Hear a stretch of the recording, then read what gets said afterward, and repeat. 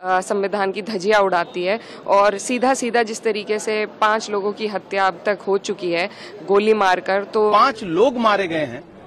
सरकार के किसी भी एक जिम्मेदार बड़े नेता का कोई बयान नहीं। सुनेंगे दोस्तों संभल हिंसा पर इकरा हसन और इमरान प्रताप भरी की दर्द भरी बयान। उससे पहले बता दूं दोस्तों, मौलाना बदरुद्दीन अजमल कहते हैं संभल हिंसा में विरोध कर रहे हैं मुस्लिम नौजवानों पर फायरिंग और मौत के लिए योगी सरकार जिम्मेदार है। सभी पुलिस अधिकारियों के खिलाफ सख्त कार्रवाई की जाए। मस्जिदों पर कब्जा करने का खेल भी बंद होना चाहिए। चलिए पहले सुनते हैं बयान को। तो आपसे गुजारिश है वीडियो को लाइक कीजिए और चैनल को जरूर सब्सक्राइब कीजिए। बहुत ही अफसोसजनक घटना है। इस तरीके से किसी लोकतंत्र में नहीं होना चाहिए और आज हम संविधान दिवस मना रहे हैं और दूसरी तरफ हमारे प्रदेश की सरकार है वो रोजाना संविधान की धज्जियां उड़ाती है और सीधा सीधा जिस तरीके से 5 लोगों की हत्या अब तक हो चुकी है गोली मारकर, तो क्या मेरे समझ में कहाँ हमारा देश जा रहा है, कहाँ भाजपा हमारे देश को लेके जा रही है। बहुत मन दुखी है इस बात से। पुलिस ने 1000 से ज्यादा लोगों पे केस दर्ज किया है, सांसद पे भी केस दर्ज किया है, तो इस बारे में देखिए पूरी जो घटना हुई थी, कोर्ट का एक आदेश था, आदेश के आधार पर सर्वे हुआ। सर्वे एक बार हो चुका था, शांतिप्रिय तरीके से हो चुका था, लेकिन वो वहाँ के नेताओं को, उत्तर प्रदेश की जो सरकार है उन्हें पची नहीं वो बात। दोबारा सर्वे की टीम भेजी गई जिसके साथ में फिर नारे वाले लोग गए जिन्होंने हर तरह के नारे लगाकर वहाँ पर माहौल बिगाड़ना चाहा। उसके बदल में कुछ लोगों ने वहाँ विरोध प्रदर्शन किया और ये विरोध भी हमें संविधान से ही मिलता है, विरोध करने का अधिकार। लेकिन उसके बाद प्रशासन ने जिस तरीके से कार्रवाई करी है तो बहुत ही शर्म की बात है और ऐसे हर अधिकारी पर भी कार्रवाई होनी चाहिए जिसका इसमें षड्यंत्र में हाथ रहा है। मैम बीजेपी का कहना ये है कि वो हार को पचा नहीं पाई, इसी वजह से ये सब किया गया, तो कैसे? देखिए हार तो बीजेपी नहीं पचा पा रही है। जब से लोकसभा का चुनाव हुआ है तब से पहले बहराइच की घटना हो चाहे अब ये घटना हो, लगातार उत्तर प्रदेश सरकार ये कोशिश कर रही है कि किसी तरीके से माहौल बिगाड़ा जाए, उत्तर प्रदेश का आगजनी हो सके ताकि ये अपना माहौल बना सके नफरत के आधार पे। डेलीगेशन जाएगा वहाँ पर और क्या डिमांड रहेगी? देखिए सबसे पहले तो हम अपने लोगों के बीच में जाकर उन्हें हिम्मत देने का काम करेंगे कि उनके साथ हम खड़े हैं और जो भी उनकी मांगे होंगी, सबसे बड़ी मांग तो हम ये चाहते हैं कि न्यायालय हर उस अधिकारी पर कार्रवाई करे जिसका गलत तरीके से इसमें हाथ रहा है, चाहे अधिकारी भी हो, वो बचने ना पाए। कमी छुपाने के लिए विपक्ष के नेताओं पे मुकदमे दर्ज करके सोच रहा है कि नाकामी छुप जाएगी। ये पूरी तरह से प्रशासनिक तौर पर किया गया पूरा षड्यंत्र है और ये जानबूझ करके बनाया गया मामला है। पहले दिन सर्वे हुआ, कोई विवाद नहीं हुआ, प्रशासन ने लोगों को विश्वास में लिया, कमेटी को विश्वास में लिया, कोई बवाल नहीं हुआ। लेकिन प्रशासन ये नहीं चाहता था। प्रशासन तो चाहता था कि सर्वे टीम तो चाहती थी कि शांतिपूर्ण तरीके से कैसे हो गया। तो उसके बाद दूसरे दिन जब बिना लोगों को विश्वास में लिए और फिर एक बार की माहौल खराब हुआ, 5 लोग मारे गए हैं।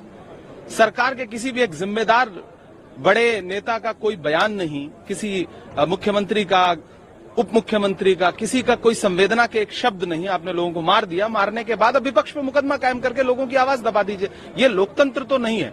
और आज चूंकि संसद में आवाज न उठ सके इसलिए आप संसद को जो है वो एडजर्न कर दीजिए, राज्यसभा एडजर्न कर दीजिए, क्योंकि अडानी के मुद्दे पे बात ना हो सके, संभल के मुद्दे पे बात ना हो सके।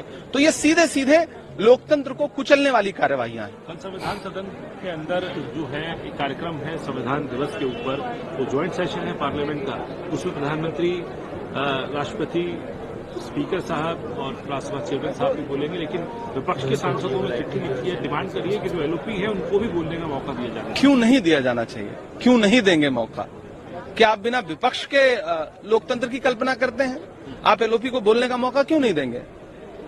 ये कौन सी लोकतांत्रिक प्रणाली है? कौन सी संसदीय परंपरा है? ये तो लोकसभा अध्यक्ष महोदय को बताना चाहिए।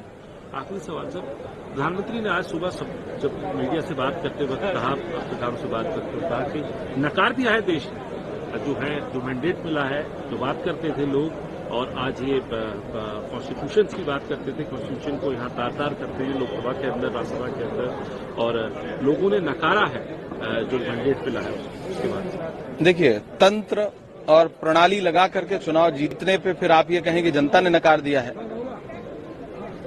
ये तो सीधे सीधे वही बात हुई कि आप जनता की जो मना स्थिति है, जनता का जो चुनावी प्रक्रिया से जो विश्वास उठ रहा है, उसको लेकर के उससे ध्यान हटाने के लिए इस तरह की बातें आप करते हैं। विपक्ष, आप इल्जाम लगाते हैं कि विपक्ष लोकसभा में जो है संविधान को तार तार करता है। आप विपक्ष को बोलने का मौका नहीं देंगे, संसद नहीं चलाएंगे और उल्टा इल्जाम लगाएंगे कि विपक्ष जो है वो संसदीय परंपरा का और लोकतांत्रिक परंपरा का हनन कर रहा है।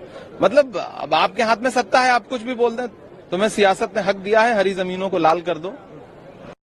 दोस्तों, बयान सुनने के बाद आप अपनी राय में क्या कहना चाहते हैं वो नीचे कमेंट बॉक्स में जरूर बताएं। हजरत अबू हुरैरा जरूर फरमाते हैं कि एक शख्स ने दरियाफ्त किया, या रसूलुल्लाह, एक आदमी अल्लाह ताला के रास्ते में जिहाद के लिए इस नियत से जाता है कि उसे दुनिया का कुछ सामान मिल जाए। रसूलुल्लाह सल्लल्लाहु अलैहि वसल्लम ने इरशाद फरमाया, उसे कोई सवाब न मिलेगा।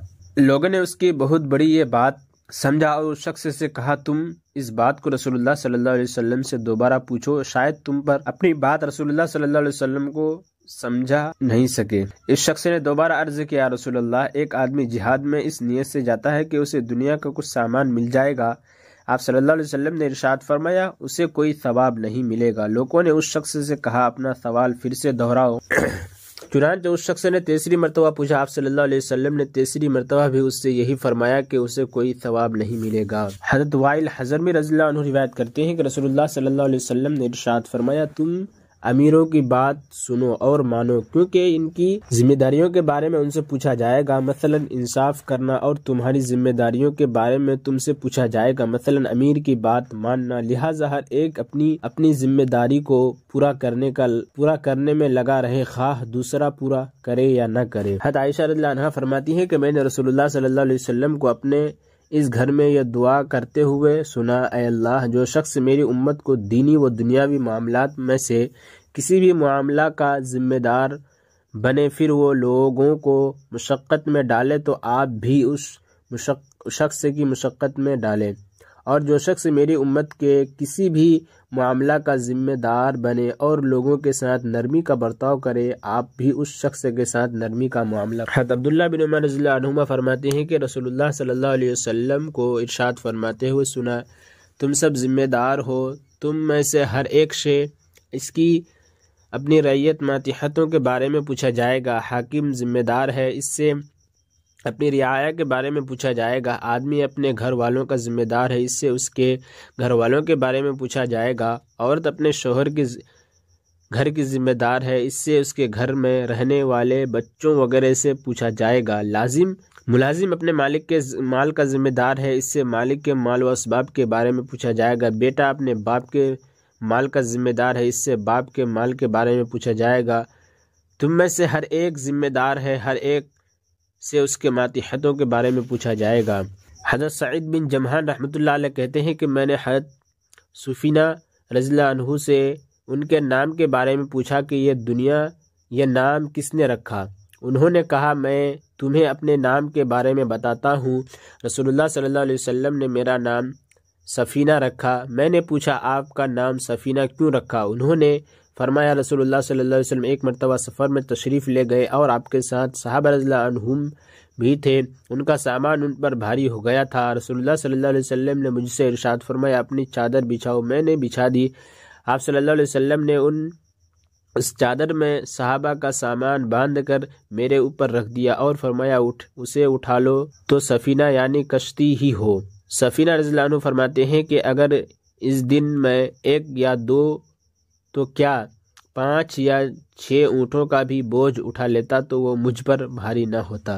हज़रत अब्दुल्लाह बिन मसूद रज़ियल्लाहु अन्हु फरमाते हैं कि बदर के दिन हमारी यह हालत थी कि हम में से हर 3 आदमियों के दरमियान एक ऊँट था जिस पर बारी बारी सवार होते थे। हज़रत अबू लुबाबा, हज़रत अली बिन अबी तालिब रज़ियल्लाहु अन्हु रसूलुल्लाह सल्लल्लाहु अलैहि वसल्लम के ऊँट के शरीक सफ़र थे। हज़रत अब्दुल्लाह रज़ियल्लाहु अन्हु फरमाते हैं कि जब रसूलुल्लाह सल्लल्लाहु अलैहि वसल्लम के उतरने की बारी आई तो हज़रत अबू लुबाबा और हज़रत अली रज़ियल्लाहु अन्हुमा अर्ज़ करते हैं कि आपके बदले हम पैदल चलेंगे, आप ऊँट पर ही सवार रहे। रसूलुल्लाह सल्लल्लाहु अलैहि वसल्लम फरमाते थे, तुम दोनों मुझसे ज़्यादा ताकतवर नहीं हो और मैं अज्र सवाब का तुमसे कम मुहताज नहीं हूँ। हज़रत सहल बिन सअद रज़ियल्लाहु अन्हु फरमाते हैं कि रसूलुल्लाह सल्लल्लाहु अलैहि वसल्लम ने इरशाद फरमाया, सफ़र में जमात का जिम्मेदार इनका खादिम है।